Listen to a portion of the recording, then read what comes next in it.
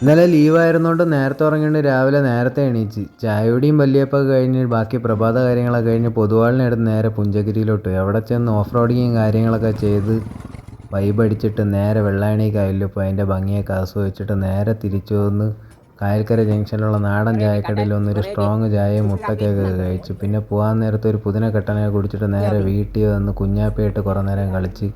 അപ്പോഴേക്കും അമ്മ നല്ല ദോശയും ചമ്മന്തി ആംപ്ലേറ്റൊക്കെ കൊണ്ടുവന്നു.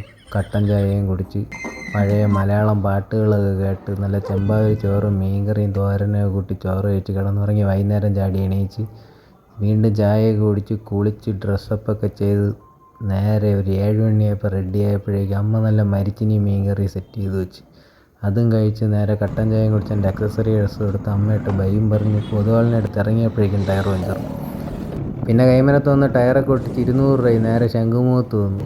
ഇവിടെ വന്ന് കുറച്ച് ആസ്വദിച്ചിട്ട് നേരെ തിരിച്ച് വണ്ടി എടുത്ത് വിട്ട് പഴയ അരികണ്ടത്ത് നിന്ന് ചായയും കുടിച്ച് ഉള്ളിവടയും കഴിച്ച് 3 മുട്ട ബജിയും പാഴ്സലാക്കി വീട്ടിൽ വന്ന് കഴിച്ചിട്ട് അത് കിടന്നുറങ്ങി മക്കളേ.